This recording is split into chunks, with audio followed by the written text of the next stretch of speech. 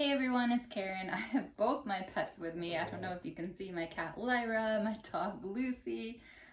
We are going to be doing the Q&A today.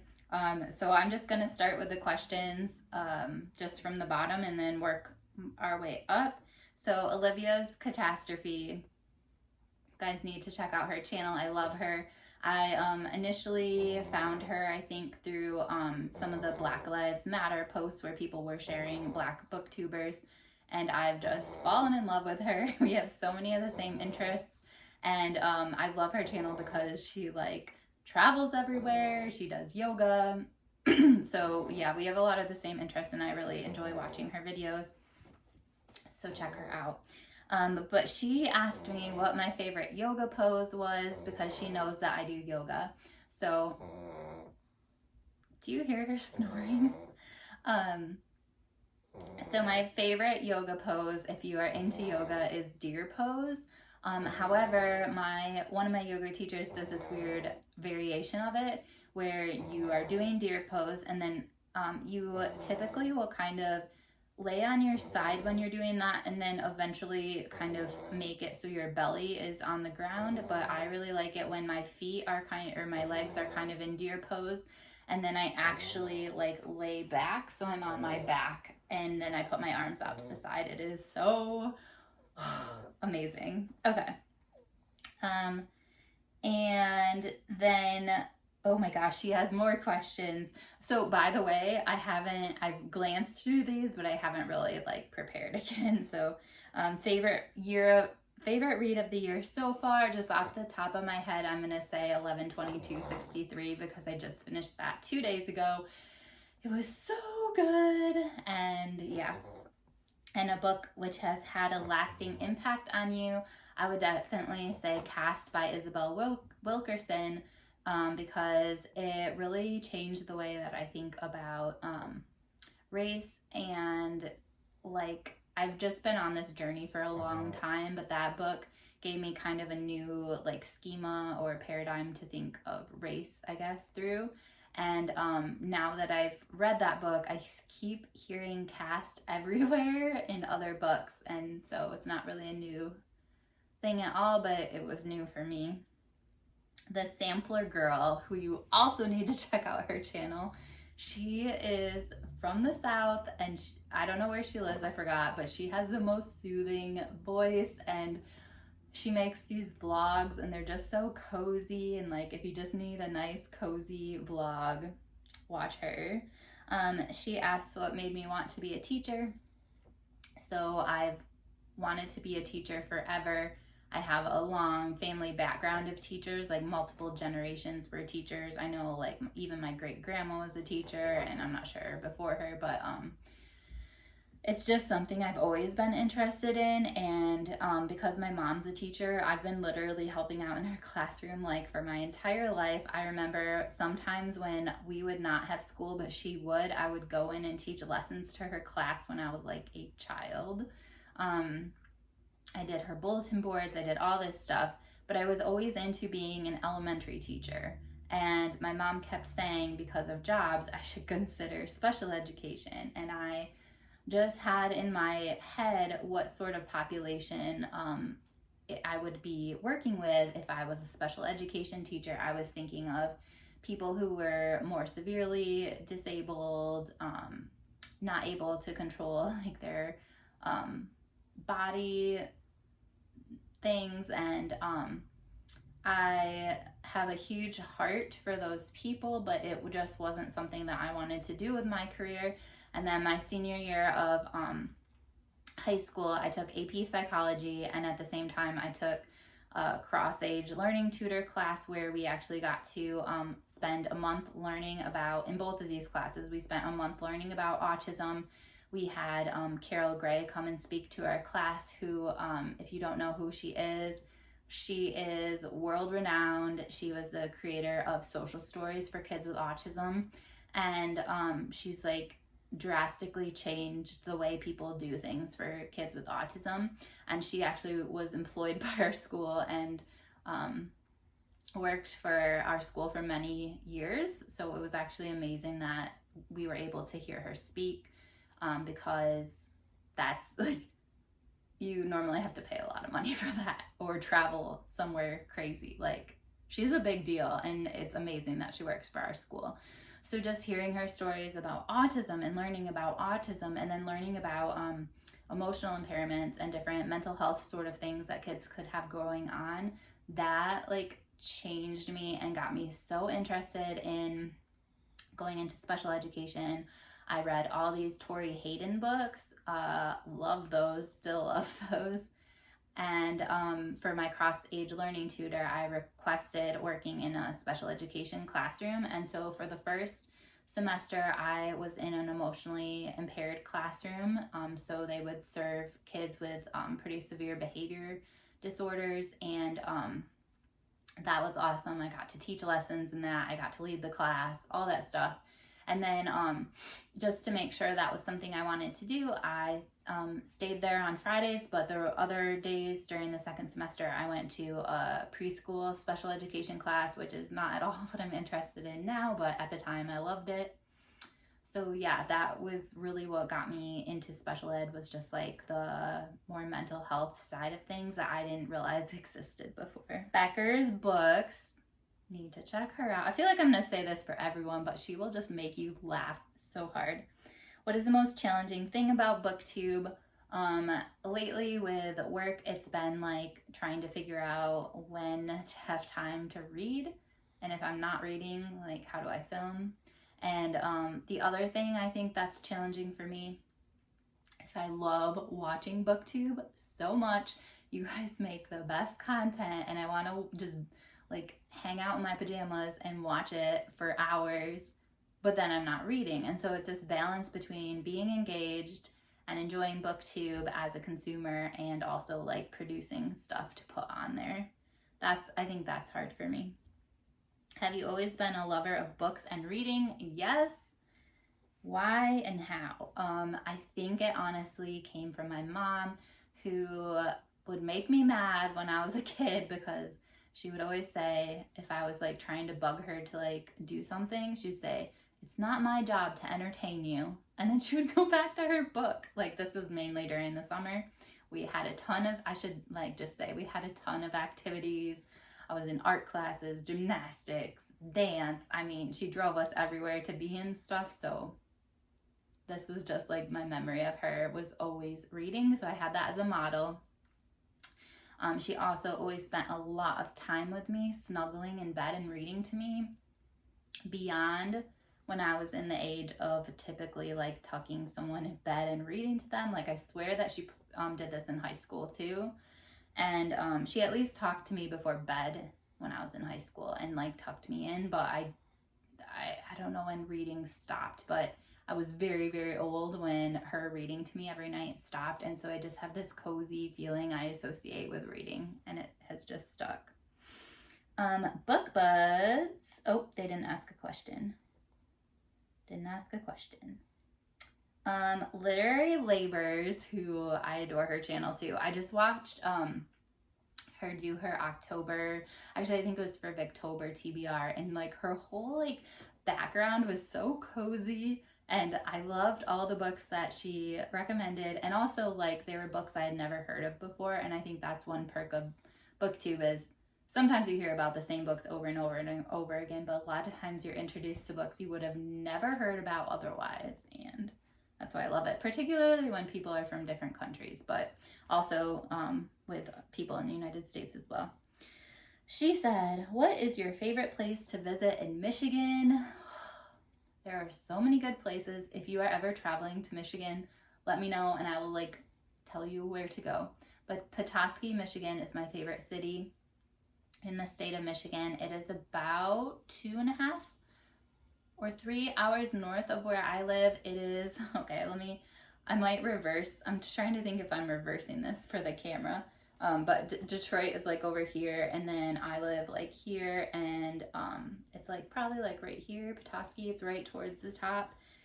It's just like a more affluent small town, but it's small, and it's touristy, but not super touristy. Like Traverse City is a much more popular place to go to in Michigan, but it's too busy and too touristy, while this is just like a cozy small town. It's amazing to visit in the fall. There's this tunnel of trees that you can drive through, and all the leaves are changing colors if you go in the fall. And so you're just like in this tunnel of fall, and then periodically the trees will open up and you'll just get a beautiful view of Lake Michigan.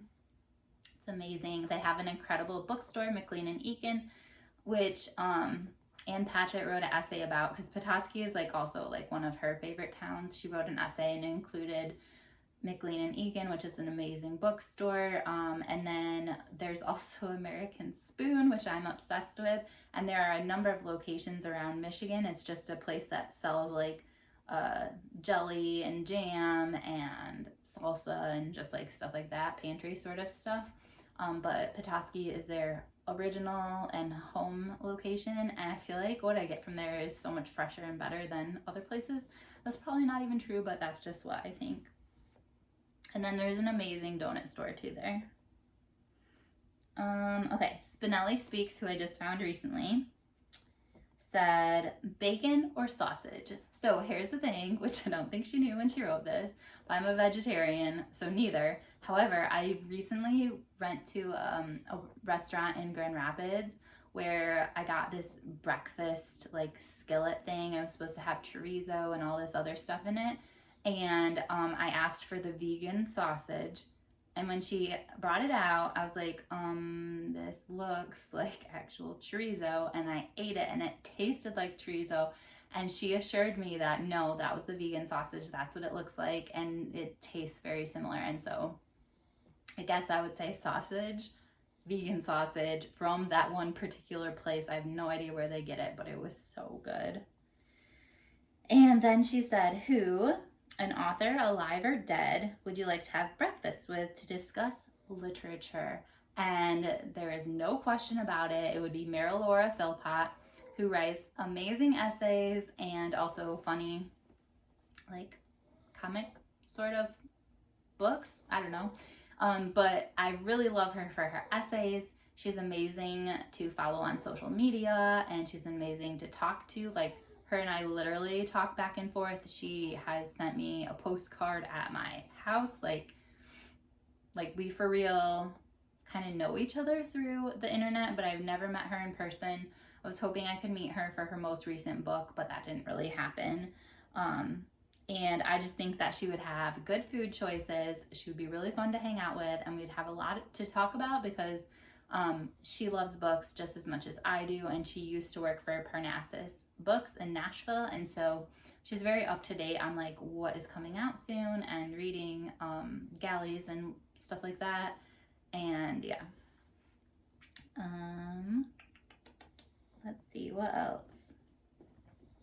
I'm trying to see if this has a question. Oh, yes. So, Peridana Pomipest, sorry if I mispronounced that. 2 questions. Do you find that reading aids in your own self-actualization? Yes. I feel like it helps me learn from others and access like that kind of wisdom that so many other people have, that they kind of will get to that depth in their writing. And it really allows me to dig deep too and think about me and my life and stuff like that. And do you have any activities outside of reading that augment your creative expression? So I love yoga, and I don't know that yoga directly impacts my creativity, but I definitely feel like it opens you up to, just more creative. Like you're more open after yoga, I guess. And then there's a lot of other hobbies I have, but as far as creativity, honestly, I think that teaching allows me to be really creative.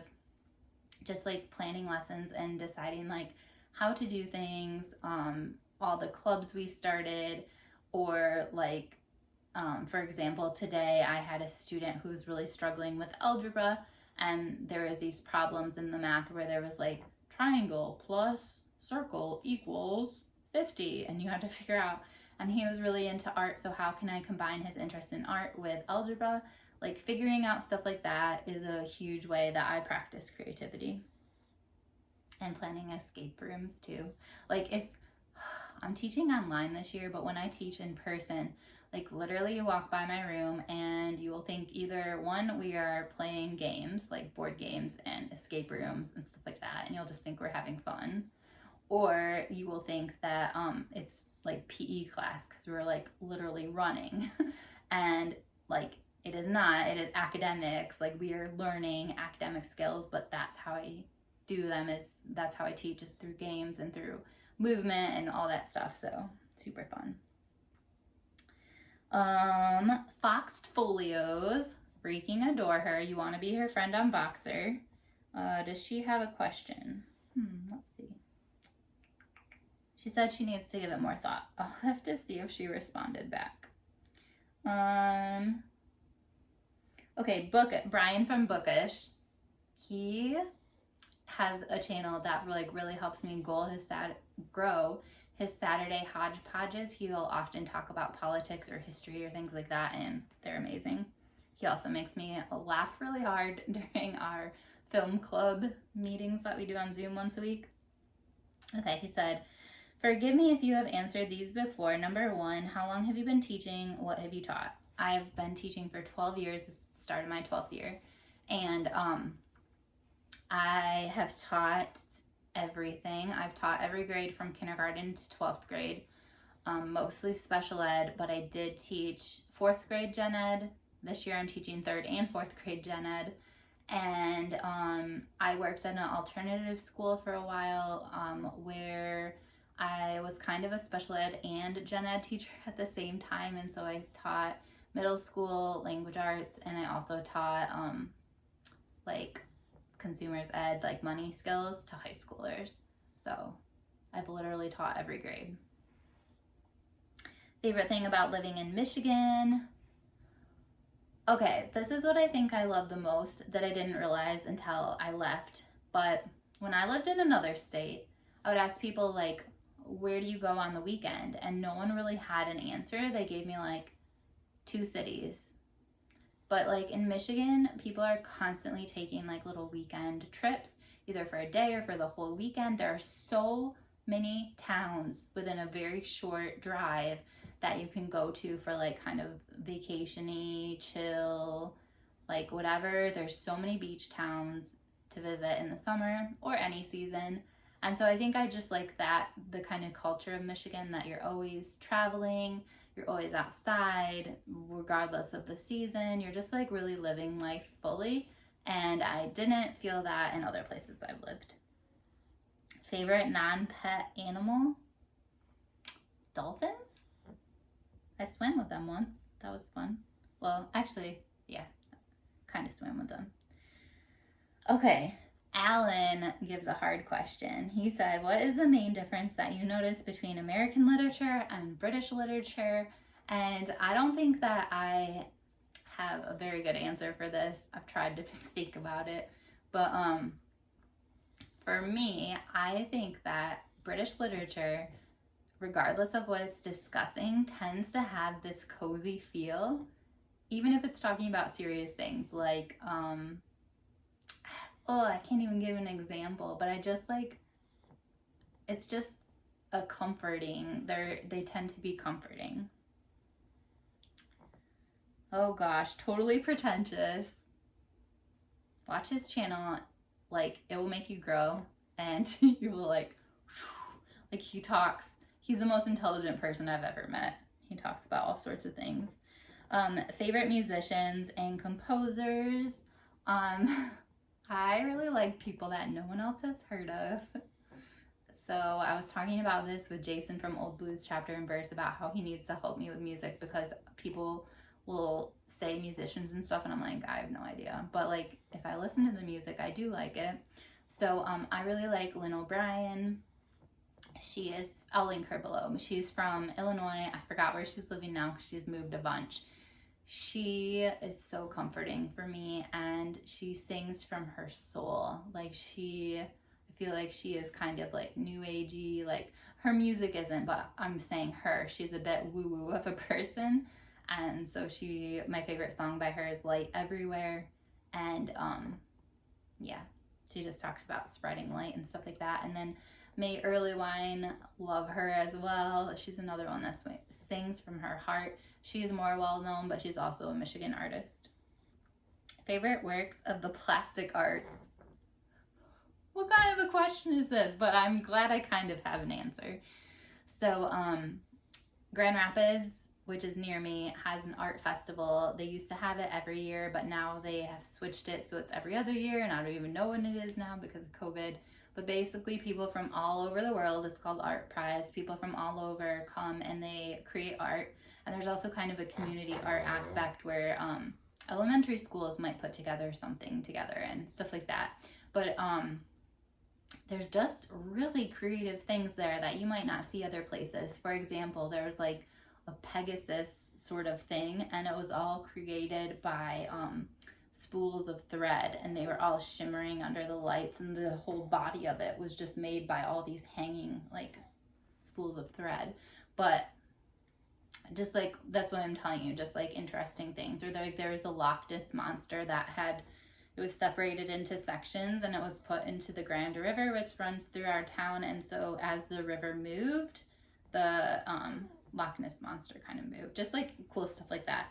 But my favorite piece of art from there, I think it's called The Grand River at Midnight, but I will also look it up and link it below. But basically, this artist went around Grand Rapids and she recorded sounds. So kids laughing, people eating lunch together, the sound of like the Grand River or school, or, you know, just sounds all over town.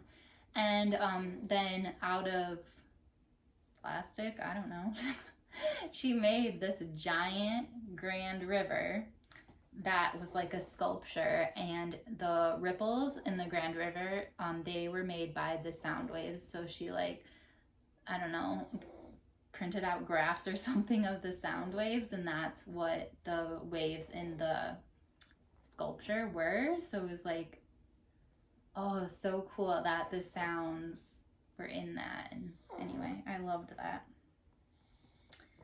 Favorite performing artists, I think I already answered that, which means I probably answered the musicians and composers wrong. I really like Bach. Okay. Instead of okay, this is from Remembered Reads. She did a buddy read that I started. I did not finish, but I still love her anyway. She has a lot of good nonfiction picks. She said, instead of a real question, can I just ask you to share more dog photos or stories? So my dog is sleeping right now. I'll hold her up in a second, maybe. I don't want to interrupt her. But I'll tell the story, I guess, of how I got my dog. So I was living in Illinois, and I got her from a lady in Indiana. I was looking for a puppy, but ended up that she worked out instead. Basically, this lady from Finland owned my dog Lucy, but had this lady in Indiana raising her and showing her and making her have puppies. So she's actually a show dog. And these are like all of her ribbons. She has like a lot of blue ribbons, a lot of first place. This is like all over the Midwest, all these ribbons. There's like a lot of them. I don't even know, like there's, I don't know, there's a lot. And basically when she had puppies, this is common in Boston Terriers, that the babies' heads are so big that they need to be delivered by C-section, and it just got really expensive for Lucy to keep having puppies. Her name was Gracie at the time. And so the lady in Finland took the puppies, which I'll insert a picture of, and then she sold Lucy to me. And yeah, so she was around 2, I think, when I got her.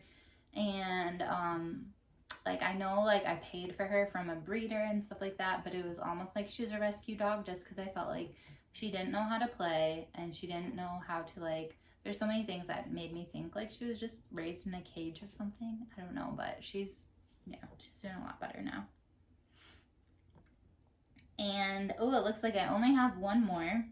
This is from Courtney. I don't know how to say her last name, but she's America's Jewish mother.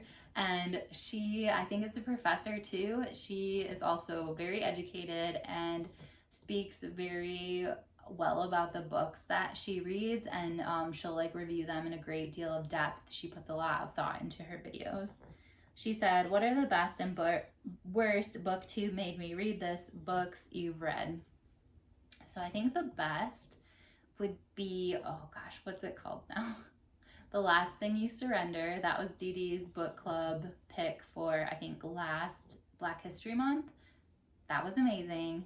And I don't know what my worst would be, but I think that there's just a lot of like YA books that I read when I was initially on YouTube that were not good.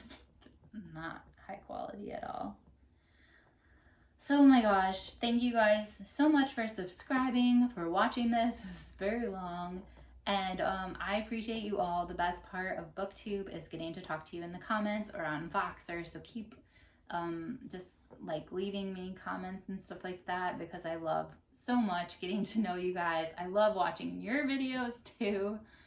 They're so great. And yeah, if you have any other questions, you can leave them in the comments. I'll answer them, or I might save them for another time. Talk to you guys later. Oh wait, hang on. Oh, I'm so tired. Talk to you guys later. Bye.